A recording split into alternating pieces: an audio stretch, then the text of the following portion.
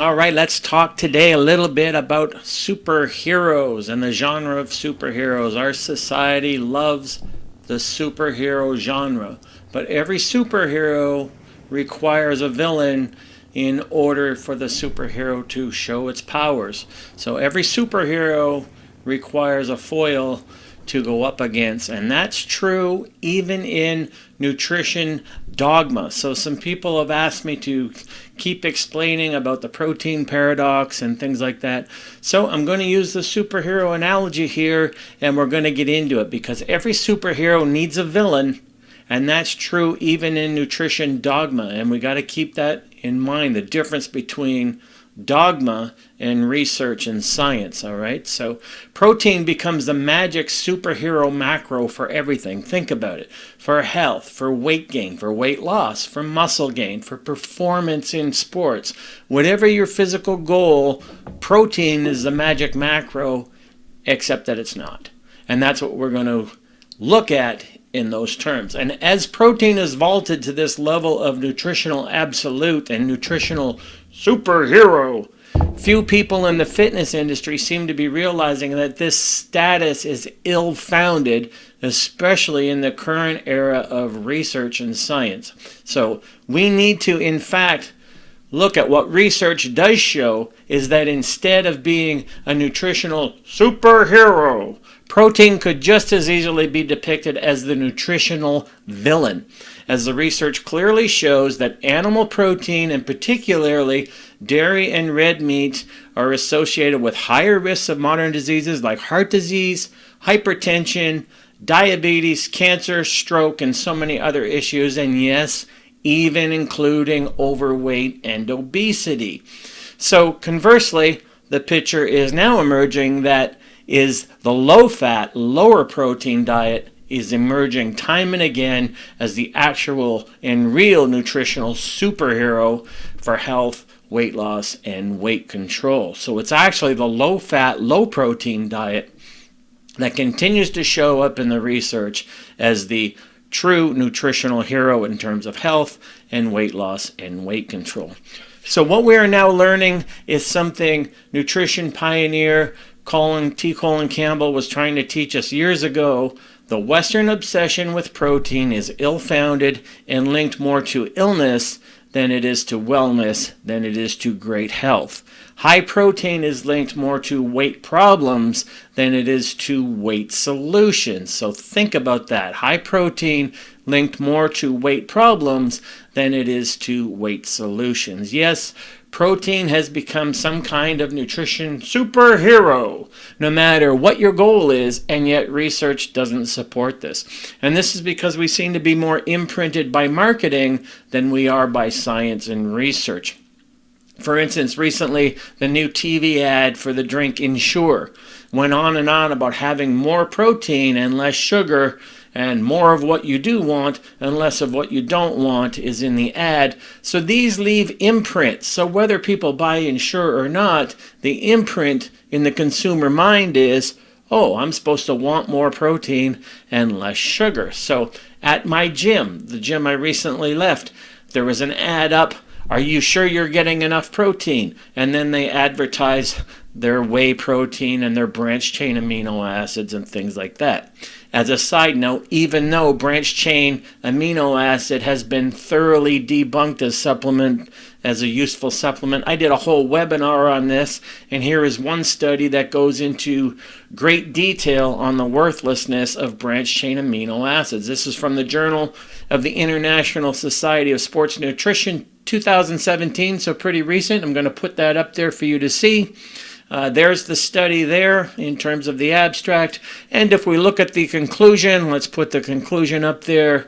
And what does it say? We conclude that the claim that the consumption of dietary branched chain amino acids stimulates muscle protein synthesis or produces an anabolic response in human subjects is unwarranted. So what we see is dogma on one side and heavy on the marketing part of it to force imprints in people's consumers' minds, and then the actual research that debunks that very thing.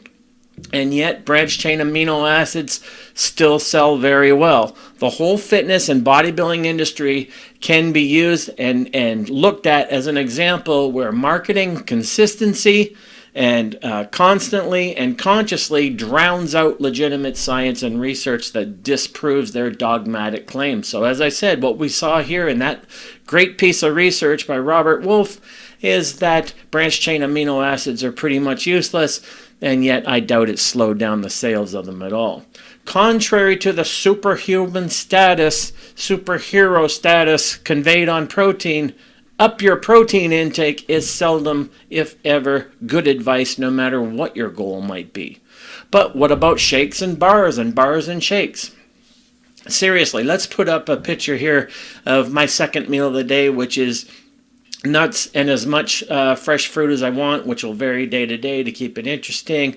But seriously, my meal of nuts and as much fruit as I want is supposed to be nutritionally challenged by Atkins bars or breakfast bars and cereal bars and protein powders. We need to stop the nonsense. All right, now even nightclubs have drinks with protein added. I mean, seriously misguided is more like it.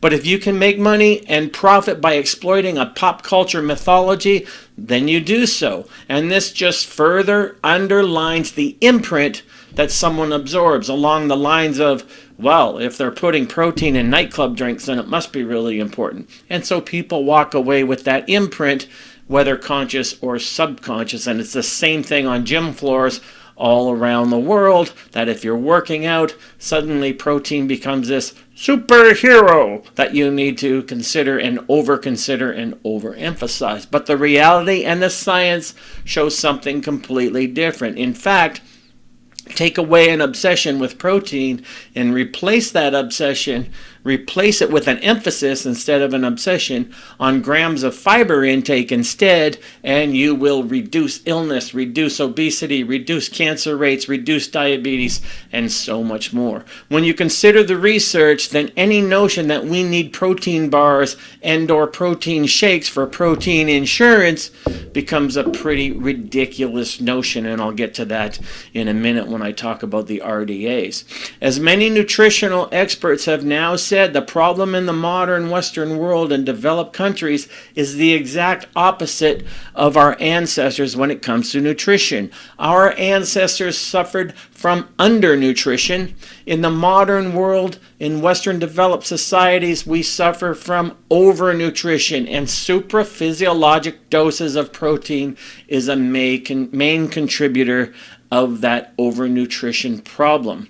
To quote Dr. Garth Davis, in virtually every study, animal protein is correlated with weight gain. So if you're looking for sustainable weight loss, then it's problematic to think protein is the vehicle that accomplishes that. How can animal protein be the magic superhero macro for weight loss? It makes no sense when science and research consistently show the exact opposite. It's actually carbs from whole foods, whether fruits, fibers, whole grains, starches. Those are the actual nutritional heroes, I won't say superheroes, if we must insist on looking at nutrition through these kinds of good versus bad, right versus wrong lenses, which is a faulty way of looking at the big picture of nutrition to begin with.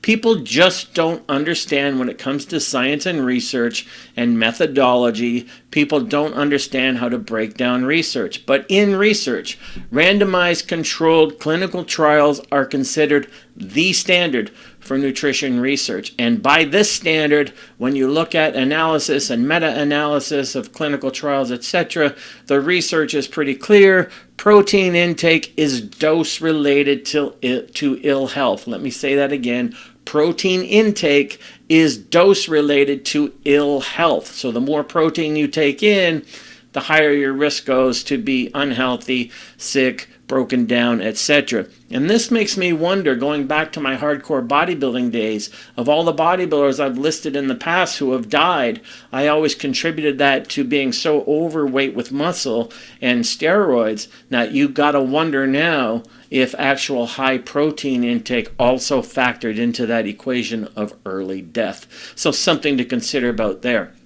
The more protein people eat, the less healthy they are, and the higher their risks of various diseases, higher that risk becomes. You can see that in Greger's book, in Davis's book, in McDougall, Neil Bernard, T. Colin Campbell, Dr. Esselstyn, and so many more. The conclusions are consistent and are pretty much reliable in terms of higher the protein, the higher the risk for ill health and weight issues as well. But let's talk about amounts.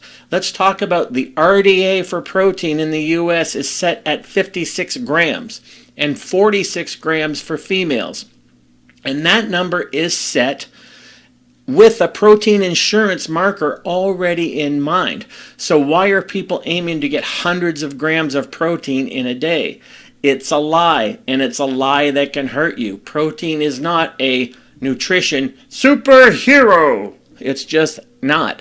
But you can't sell protein without creating a villain. So remember, the disease is in the dose, and let's keep in mind this RDA number is about grams of total protein, not just pure protein servings like animal flesh, red meat, white meat, etc. It's about the total amount of protein, and that's still 56 grams for men, 46 grams for women. People mistake the numbers in RDAs, the recommended daily allowance, as minimal needs when they are in fact meant to represent optimal values for health, for wellness, etc.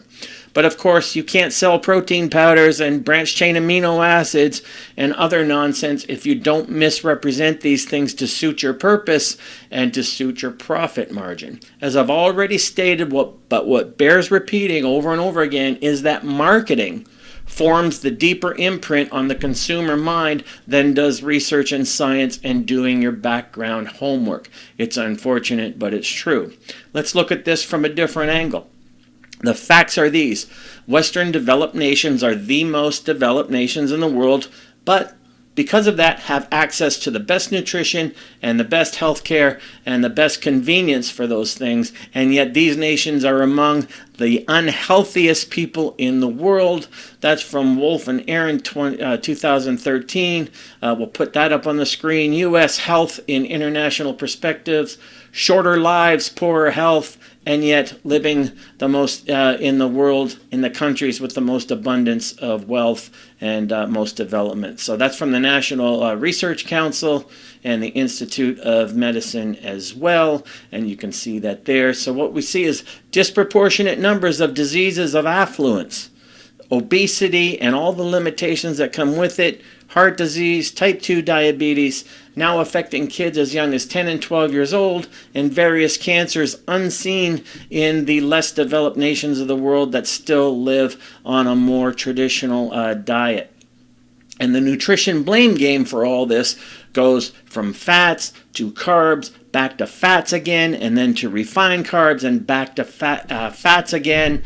And nutrition remains the protein remains the nutrition superhero in all this. And yet, protein is not the nutrition superhero, even though it remains thought of as the nutrition superhero throughout, even though these disease rates continue to climb, and even though protein emphasis has been the one consistent cultural trend amidst all these nutritional boogeymen over time. Protein is what the developed nations take in more of than the undeveloped nations or underdeveloped nations, and yet no one is making that connection. We continue to emphasize protein and eat more protein, yet illness and obesity continue to run rampant.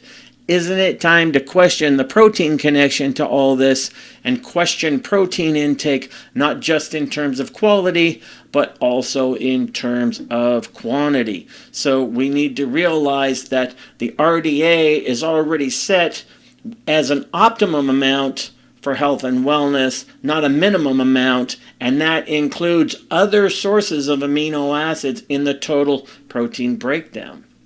Now, what about leaning out and weight loss? Well, the very best studied ways to get to a healthy weight and stay there is to cut down immensely on animal protein and saturated fats and increase fiber and increase fruits and veggies and whole grains. It's not about macros. It's not about calorie counting. It's about breaking vegan at least 6 days per week. Check out this recent picture of Andy Sinclair, for instance. This is Andy as a vegan, about 80 to 90% of his calories coming from carbs, no supplements, no complicated formulas, just a real and true understanding of nutrition science. Look at Andy and get the picture. Protein is not your nutritional superhero, but it is posed and imposed on you that protein is a nutritional superhero. Therefore, it's in search of a villain to vanquish. Stop paying attention to marketers with an agenda and pay attention to science and research. The conclusion is obvious and it's overwhelming. Protein is not your nutrition superhero, but it's marketed that way, therefore it needs a villain to vanquish. And that's what I have to say about this. I've done previous videos on rethinking our protein needs. Check those out as well. And I'll be back in the future with another video coming in the next week or so. Thanks for tuning in.